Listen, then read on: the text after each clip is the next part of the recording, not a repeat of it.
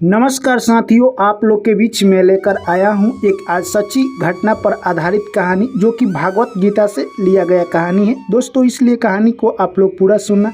जो भी मेरे साथी पहली बार चैनल पर आए हैं, चैनल को सब्सक्राइब कर लीजिए और नोटिफिकेशन को ऑन कर लीजिए। चलिए कहानी को शुरू करते हैं। आखिरकार एक चिड़िया ने कैसे समुद्र को चैलेंज दिया, यानी चिड़िया ने समुद्र को सुखाने का चैलेंज दिया जिससे समुद्र भी डर गया। तो दोस्तों, ये कहानी आज की बहुत ही मोटिवेशनल होने वाली है, इसलिए कहानी को पूरा सुनना। एक बार की बात है, एक बरगद का पेड़ पर एक छोटी सी चिड़िया रहा करती थी।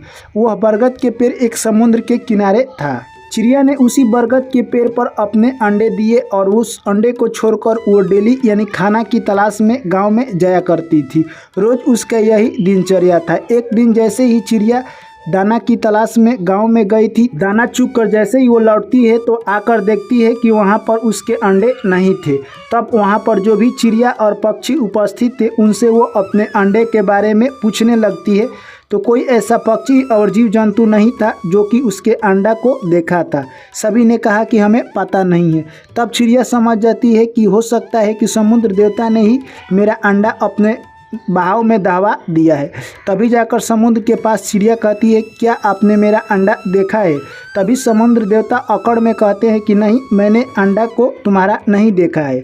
यह बात सुनकर चिड़िया समझ जाती है कि समुद्र देवता हमारा अंडा पानी के बहाव में दबा दिए हैं। तभी चिड़िया गुस्से में आ जाती है। उसके बाद फिर पूछती है, क्या आपने मेरा अंडा देखा है? तभी समुद्र देवता कहते हैं कि नहीं, मैंने तुम्हारा अंडा नहीं देखा है। इस अकड़ सी बात को सुनकर चिड़िया समझ जाती है कि समुद्र देवता ने ही मेरा अंडा चुराया है। तभी वो कहती है कि मैं तुम्हें अब सुखाकर ही रहूँगी। यानी कहे तो दोस्तों, चिड़िया ने समुद्र देवता को चैलेंज दे दिया और वो समुद्र में अपना पंख भिगाती और ले जाकर उसे दूसरे जगहों पर पानी उझिलाती। ऐसी ही प्रक्रिया अब वो दिन भर करने लगी। अगले दिन कहे तो वो दाना चुगने के लिए गांव में नहीं जाती है। उसकी साथी जो भी चिड़िया थी वो सोचती कि आज क्यों नहीं वो चिड़िया आई है। जैसे ही शाम होता वो सब चिड़िया उसी रास्ते से अपने घर को जा रही थी। सोचती कि उस चिड़िया से मिलते जाऊँ। तभी कुछ चिड़िया उस चिड़िया से मिलने के लिए आ जाती है और कहती है कि हे चिड़िया बहन, आज तूने क्यों नहीं यानी दाना चुगने के लिए आई? तभी वो अपने काम में मगन थी। वो पंख को समुद्र में भिजाती और पानी ले जाकर दूसरे जगह उझिलाती। यह प्रक्रिया वो कर रही थी। तभी सभी चिड़िया देखकर वो चौकन्नी हो जाती है। यह चिड़िया इस समुद्र को सुखाने के फेर में लगी है, जो कि असंभव काम दिखाई दे रहा है। सभी चिड़िया ने उस चिड़िया को समझाने का प्रयास किया, परंतु वो चिड़िया किसी भी चिड़िया की बात नहीं मानती है और अपने काम में मस्त मगन रहती है। यह सब देखकर चिड़िया सोचने लगी कि यह चिड़िया ऐसे नहीं मानेगी, हम लोग गुरु देवता के पास जाना होगा और इसके बारे में बताना होगा। वह चिड़िया अगले दिन गुरु देवता के पास जाती है और उस चिड़िया का पूरा कहानी बता देती है। तभी गुरु देवता कहते हैं कि ठीक है, मैं उस चिड़िया से जाकर मुलाकात कर लूँगा। अगले दिन गुरु देवता उस चिड़िया के पास आते हैं और कहते हैं कि तुम्हारा समस्या क्या है? तभी वो चिड़िया कहती है कि हे गुरु देवता, मेरे अंडे यह समुद्र ने ले लिया है, इसलिए मैंने प्रण व्रत किया है, जब तक मैं इस समुद्र को नहीं सुखाऊंगी तब तक मैं अन्न ग्रहण नहीं करूंगी और दूसरा काम नहीं करूंगी। यानी चिड़िया ने समुद्र को सुखाने का प्रण निर्णय ले लिया था और उसी पर वो काम कर रही थी।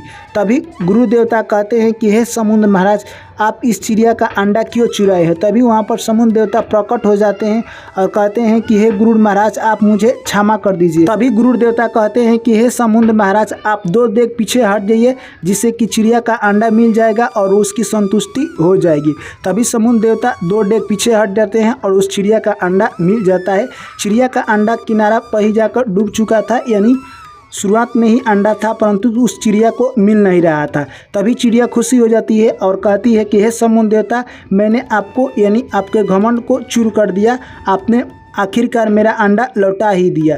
तभी गुरु भगवान को वो देखती है और उनको नमस्कार करने लगती है। तब वहाँ से गुरु देवता पुनः अपने स्थान को लौट जाते हैं। तब चिड़िया समुद्र देवता से कहती है, ये आपका घमंड चकनाचूर हो गया, चाहे भगवान की मर्जी से हुआ है या कहे तो अपने आप हुआ है, पर आपका घमंड मैंने चकनाचूर कर दिया। तभी समुद्र देवता को समझ आ गया कि कोई भी अगर जिद आपके खिलाफ ठान लेता है तो आपको पीछा हटना ही होगा। उसके लिए भगवान भी उसकी मदद करने के लिए आ जाएंगे, जिस तरह से चिड़िया की मदद करने के लिए गुरु देवता स्वयं आए थे।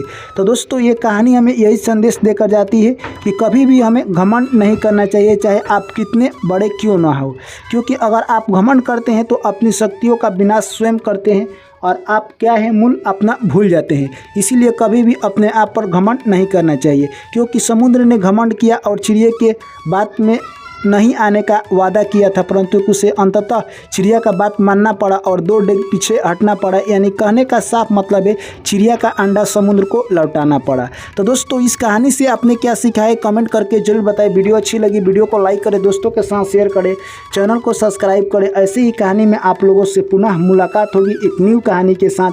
तब तक आप लोग मुझे दीजिए इजाज़त। Thank you, take care, bye bye, जय श्री कृष्ण, राधे राधे।